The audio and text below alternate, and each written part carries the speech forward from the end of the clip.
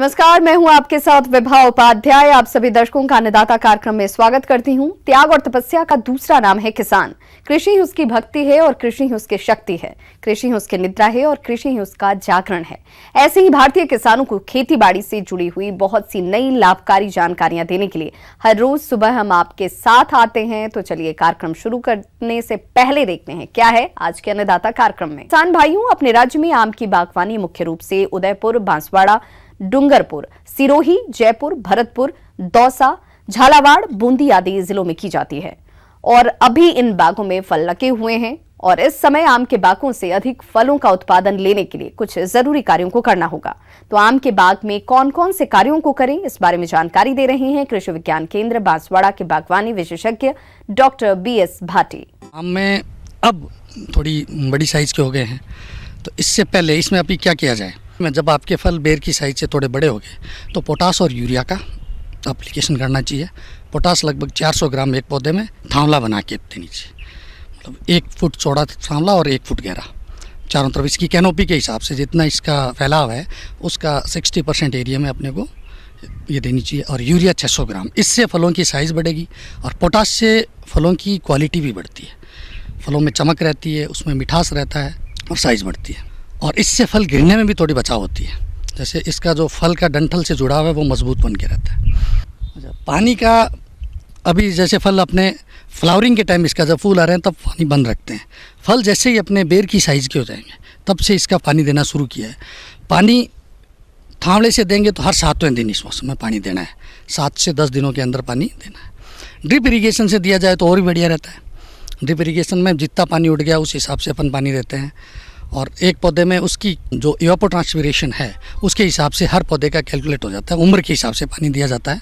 बड़े पौधे को 80 से 90 लीटर प्रतिदिन पानी देना होता है।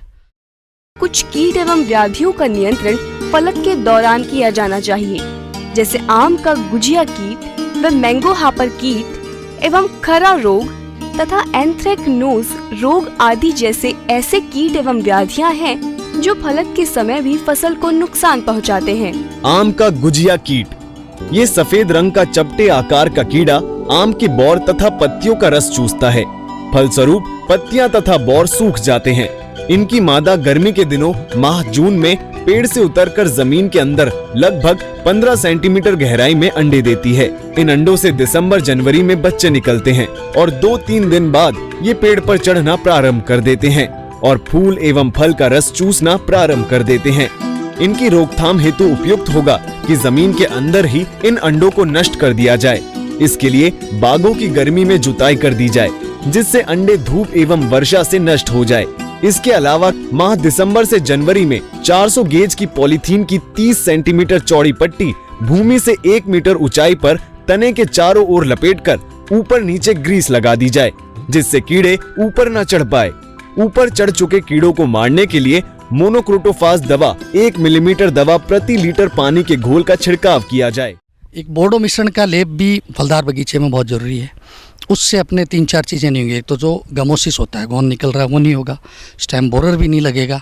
बोर्डो मिश्रण लेप करने से पहले उसके तने को बिल्कुल साफ़ कर लेना चाहिए। लोहे के ब्रश से या कपड़े से झाड़ दो तो इसमें जो भी जाला है वो निकल जाएगा।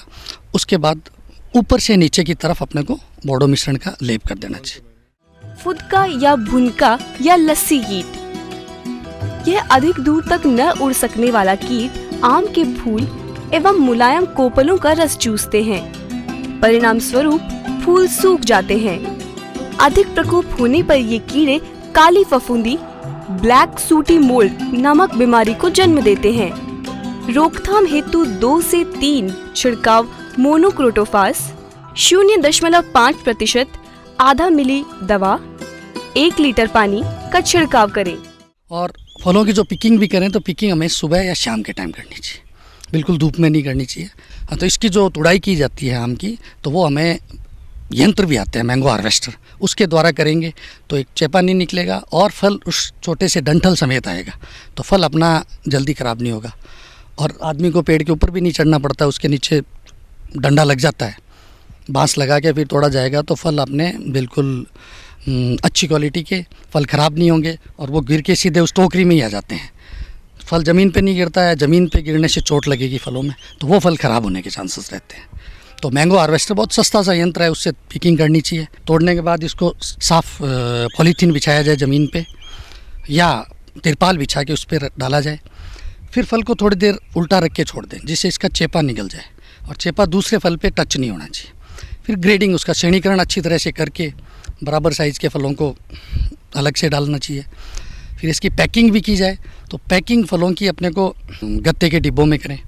उसके साइड में जो लाइनिंग मटेरियल है वो अखबार लगा दिया, बराबर साइज़ के फलों को ढंग से कर लिया।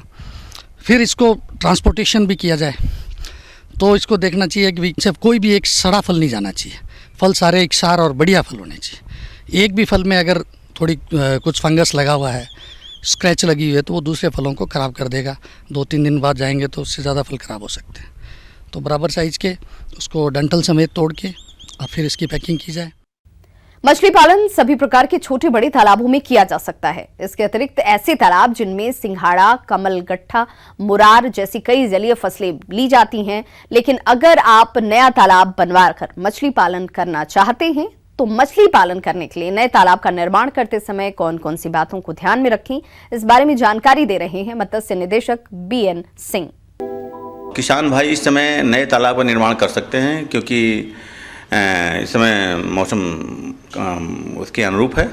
किसान भाई लो लैंड एरिया, जो निचली ज़मीन हो या जहाँ पे कोई काम में आ रही हो, वहाँ पे किसान भाई अपना तालाब बनवा सकते हैं। हमारे प्रदेश में मत्स्य पालन प्राय गांव एवं कस्बा में निर्मित पारंपरिक तालाबों में, जो कि मुख्यतः सामुदायिक प्रयोजनों के लिए बनाया गया, में किया जाता रहा है, जिसके कारण मत्स्य उत्पादकता एवं उत्पादन में आशातीत वृद्धि नहीं हो पाई है। तालाब मत्स्य उत्पादकता में बड़ी खाई के प्रमुख कारणों में तालाबों का वैज्ञानिक तरीके से निर्मित न होना भी प्रमुख है। अतः किसान भाइयों, जल कृषि के उत्पादकता एवं उत्पादन में गुणात्मक वृद्धि हेतु नए तालाब निर्माण से जुड़े महत्वपूर्ण पहलुओं पर विचार करना अत्यंत ही आवश्यक है। तालाब बनवाने के पूर्व पहले तो ये ध्यान रखना है कि जहाँ भी तालाब बनवाना है वहाँ भी तो कहीं भी किसी भी आकार बनाया जा सकता है, लेकिन अगर संभव हो तो आयताकार तालाब बनवाएं।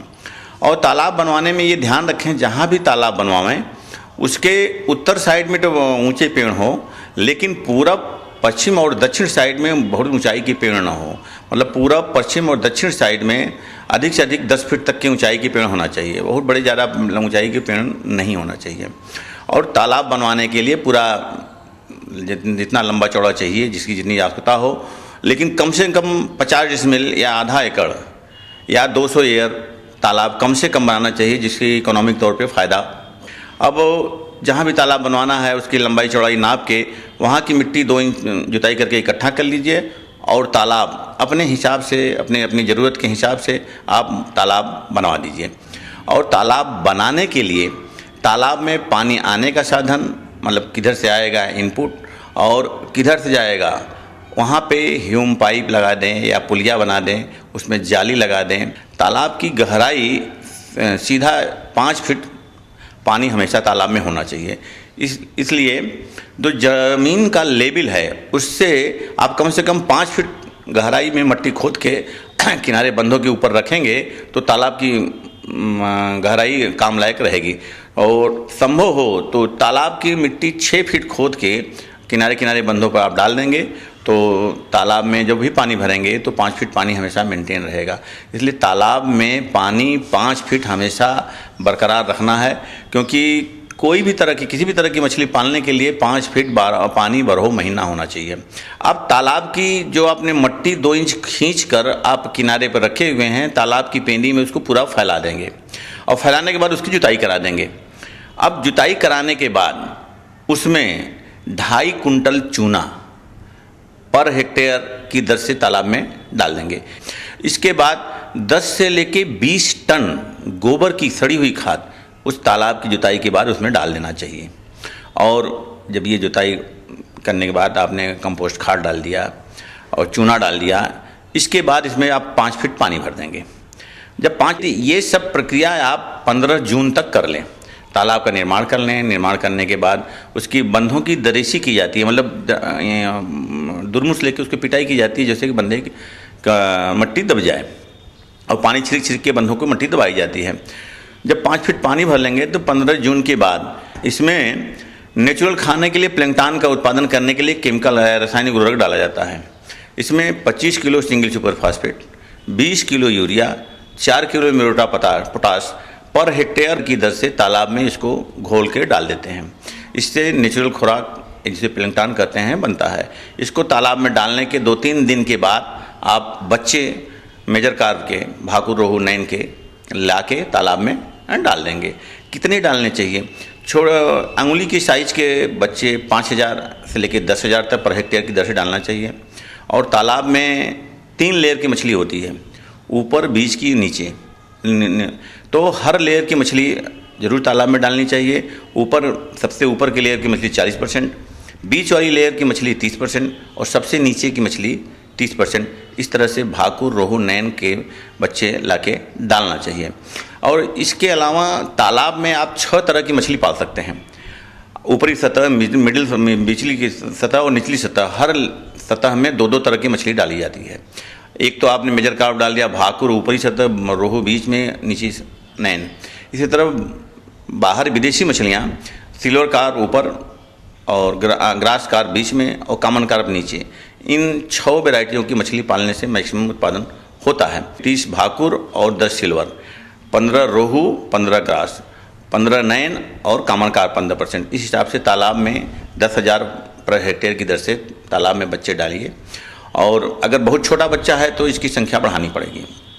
इस तरह मछलियों का तालाब का निर्माण कर शुरुआत में इस तरह मछलियों की उत्पादन किया जा सकता है। हमारे प्रदेश के जो किसान टमाटर की खेती कर रहे हैं, वहां फसल फलन की अवस्था पर है और इस फसल से अधिक उपज लेने के लिए खरपतवार नियंत्रण, सिंचाई और उर्वरक प्रबंधन एवं कीट रोगों का नियंत्रण करना बहुत जरूरी है। तो टमाटर की फसल में इन्हीं सब कार्यों को कब और कैसे करना है, आइए जानते हैं। हम आज कुछ टमाटर की फसल पे कुछ बिंदुओं पर बिंदुवार चर्चा करेंगे, जिसमें खरपतवार नियंत्रण, सिंचाई एवं प्रबंधन एवं रोग एवं कीट इत्यादि बिंदुओं पर क्रमवार चर्चा करते हुए हम बात करेंगे। तो खरपतवार नियंत्रण की बात करें तो टमाटर की फसल में हम इसमें हम 20 से 25 दिनों के अंतराल पर हम बुवाई के बाद हम खुरपी की सहायता से इसका नियंत्रण, जो खरपतवार रोग आते हैं उनको हम 20 से 25 दिन के अंतराल पर क्रम से निराई गुड़ाई कर कर आसानी से हम इसका नियंत्रण किया जा सकता है, जिससे हम देखते हैं कि हमारी जो फसल है टमाटर की वो अच्छे से वृद्धि करती रहती है। फिर इसके बाद हम देखें सिंचाई की बात करें तो सिंचाई जो है हम गर्मियों के मौसम में हम टमाटर की जो फसल है उसमें 3 से 4 दिन के अंतराल पर क्यारियों या नालियों के रूप में, जिस प्रकार से हम किसान भाइयों टमाटर की फसल को लगाते हैं उस प्रकार से हम उसमें सिंचाई निरंतर करते रहते हैं 3 से 4 दिन की अंतराल पर। इस प्रकार हमारी जो फसल है सदैव अच्छी बनी रहती है और अच्छी वृद्धि करती रहती है। इसके बाद हम बात करें उर्वरक, जिसमें हम जो हमारी नाइट्रोजन की मात्रा जो बचती है उसको हम 1 तिहाई तो हम बुवाई के समय ही दे देते हैं। जो हमारी आधी बची हुई मात्रा होती है उसको हम 20 से 25 दिन के रूप में देते हैं, तथा फिर इसके बाद हम 40 से 45 दिन के अंतराल पर हम देते हैं, जिसमें हम देखते हैं कि जो 2 बार हमारी बची हुई खाद रहती है, जो नाइट्रोजन की मात्रा है, उसको हम टॉप ड्रेसिंग के रूप में हम देते हैं। फिर इसके बाद हम देखें कीट एवं रोग के बारे में बात करें तो इसमें टमाटर की जो हमारी फसल है उसमें फल छेदक एक कीट लग जाता है, जो पूरी तरह से टमाटर की फसल को काफ़ी नुकसान पहुँचाते हैं। टमाटर की फसल में फल छेदक के नियंत्रण के लिए 40 दिन पुराने अमरीकी लंबा गेंदा और 25 दिन पुरानी टमाटर की पौध को 1:16 के अनुपात में पंक्तियों में एक साथ लगाएं, जिससे मादा कीट अंडे देने के लिए गेंदे की फसल की ओर आकर्षित होती है, तथा प्रकाश परपंच जाल लगाकर भी वयस्क कीटों का नियंत्रण किया जा सकता है। किसान भाई फल मक्खी के नियंत्रण हेतु 1 हेक्टेयर में 10 से 12 फेरोमोन ट्रैप लगाएं। क्षतिग्रस्त फलों को इकट्ठा करके नष्ट कर देना चाहिए। प्रारंभिक अवस्था में ही लार्वा को मारने के लिए 5 मिलीमीटर नीम का तेल प्रति लीटर पानी में घोल बनाकर छिड़काव करना चाहिए। पक्षियों के बैठने के लिए 15 से 20 प्रति हेक्टेयर टी आकार की खूंटियां लगाना चाहिए, जिससे कीट भक्षी पक्षियों को आमंत्रित कर फल छेदक का नियंत्रण कर सकते हैं। कीटनाशक बैसिलस थुरिंजेंसिस 2 ग्राम प्रति लीटर पानी में घोलकर छिड़काव करने से कीट का नियंत्रण किया जा सकता है। फिर इसके बाद हम बात करें रोग की, तो रोग के रूप में हम अगेती और पछेती झुलसा रोग बीमारी लग जाती है। इसके नियंत्रण के लिए हम 0.02% का मैंकोजेब का छिड़काव करते हैं। इसके द्वारा हम वो आसानी से नियंत्रण किया जा सकता है। इस प्रकार हम किसान भाइयों अपने टमाटर की फसल को आसानी से अच्छे से इन क्रम जो हमारे बिंदु हैं, इस प्रकार से हम इसकी खेती की जा सकती है। किसान भाइयों राम राम। जॉन डियर अन्नदाता हेल्पलाइन निःशुल्क फोन संपर्क सेवा के माध्यम से आपके द्वारा पूछे गए प्रश्नों में से एक या दो महत्वपूर्ण प्रश्न को हम अपने कार्यक्रम में शामिल करते हैं और इसी के तहत आज का चयनित प्रश्न और उसका जवाब इस प्रकार है। आज की अन्नदाता हेल्पलाइन में हमने जिस प्रश्न को शामिल किया है उसे पूछा है श्री माधोपुर जिला सीकर के सुरेंद्र सिंह ने। आपने पशुओं के लिए बाटा पकाने पर और सौर बाटा कुकर पर तकनीकी जानकारी चाहिए है, तो इसके लिए देखिए कार्यक्रम का यह अंश। तकनीक के आधार पर किसान भाइयों ने या पशुपालकों को जिनको कि पशुओं को खिलाने के लिए जो बाटा पकाना पड़ता है, तो वो बाटा कुकर भी हम इसी तरह का बनाते हैं। केवल उसमें ये अंतर है कि वो सीमेंट ईंट का बना हुआ एक जगह फिक्स करके बनाया जाता है और उसमें भी यही प्रावधान है कि गर्मी जितनी भी सूरज की आ रही है वो उसके अंदर जाएगी और उससे बाटा पक के तैयार हो जाएगा। तो उसमें भी क्योंकि बाटे में ये खास बात है कि बाटा जनरली धीरे धीरे कम आंच पर पकाया जाता है, तो इसमें वो सुविधा मिलती है कि इसमें धीरे धीरे वो पक के तैयार होता है और उसमें किसी तरह की लकड़ी या और किसी ईंधन की आवश्यकता उसमें नहीं पड़ेगी। 2 घंटे 3 घंटे अगर अपन उसको रख दें तो वो आराम से उसमें पकता रहेगा। पशुपालकों की एक पसंद है कि बाटा कुकर बनाकर और वो बाटा बना के पशुओं को खिला रहे हैं पकाकर। बाटा कुकर जो बनाया जाता है उसमें लगभग 8 से 10 किलो मात्रा एक साथ हम पका सकते हैं और पकने का समय उसमें जो लगता है वो लगभग 5 घंटे 6 घंटे का होगा और उसकी जो कीमत आएगी वो 6,000 रुपये के आसपास उसकी कीमत आएगी। और उसमें भी ज़्यादा कुछ रखरखाव की आवश्यकता नहीं है क्योंकि वो ईंट सीमेंट का बना हुआ है। उसका आउटर बॉडी तो सारी ईंट सीमेंट की बनी हुई है और ऊपर से उसमें किसी तरह का ग्लास का कवर और एल्यूमिनियम की शीट लगाकर, तो वो बाहर खुले में भी पड़ा रहता है, तो उसमें काफ़ी दिनों तक उसमें कोई ख़राबी नहीं आती है। किसान भाइयों, अभी जैसे हमारे पास जनरली बाटा पकाने के लिए अगर हम लकड़ी का उपयोग करते हैं घर के बाहर, तो उससे जो धुआं होता है और उस धुएं से जो नुकसान होता है, लकड़ी भी अच्छी नहीं मिल रही है, काफ़ी जलाऊ लकड़ी आजकल नहीं मिल रही है, तो डंठल वगैरह ये सब जलाकर और किसी तरह से हम बाटा पकाने की व्यवस्था करते हैं। और या फिर हम चाहें तो हम लोग अगर उसको बचाने के हिसाब से हम इस तरह का बाटा कुकर का उपयोग कर सकते हैं। और जो पशुपालक भाई हैं उनसे तो ये अपेक्षा है कि आप लोग इस तरह का बाटा कुकर अपने यहाँ पर ज़रूर लगवाएं, बनवाएं और पर्यावरण को तो बचाएं ही, साथ ही साथ हमारे खुद के स्वास्थ्य के लिए बहुत ध्यान रखते हुए और अच्छा पका हुआ बाटा जो है वो पशुओं को अगर हम देंगे तो उसका लाभ अधिक मिलेगा। आइए अब एक नजर डालते हैं राज्य के कुछ चुनी हुई मंडियों के प्रमुख फसलों के बाजार भाव पर।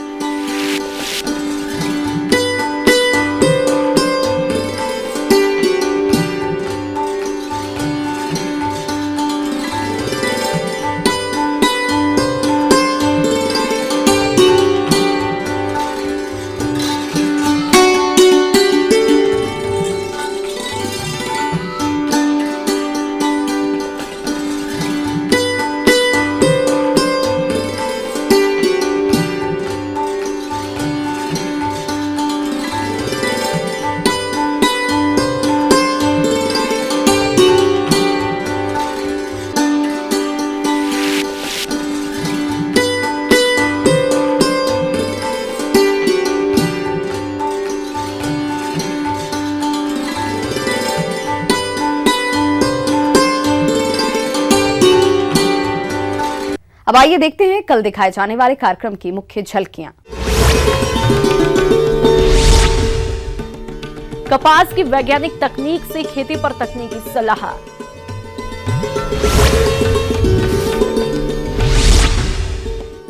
अधिक उपज के लिए ग्रीष्मकालीन मूंग में किए जाने वाले जरूरी कार्य।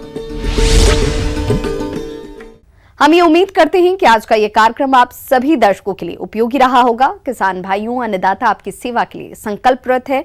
कृषि संबंधित समस्या एवं सुझावों के लिए आप हमें इस पते पर संपर्क कर सकते हैं। प्रोड्यूसर अन्नदाता, news 18 Rajasthan, Ramoji film city, Hyderabad 501512। साथ ही आप हमें ईमेल भी कर सकते हैं। हमारा ईमेल आईडी है p18annadatarajasthan@news18.com। इसके अतिरिक्त आप हमें जॉन टियर निःशुल्क हेल्पलाइन नंबर 1800419215 पर सोमवार से शनिवार सुबह 10 से शाम 4 बजे के बीच संपर्क भी कर सकते हैं। किसान भाइयों, अब समय हो रहा है आपसे विदा लेने का, तो हमारी अन्नदाता टीम को दीजिए इजाजत। कल फिर से होगी मुलाकात कृषि संबंधित कुछ और महत्वपूर्ण जानकारियों के साथ। नमस्कार।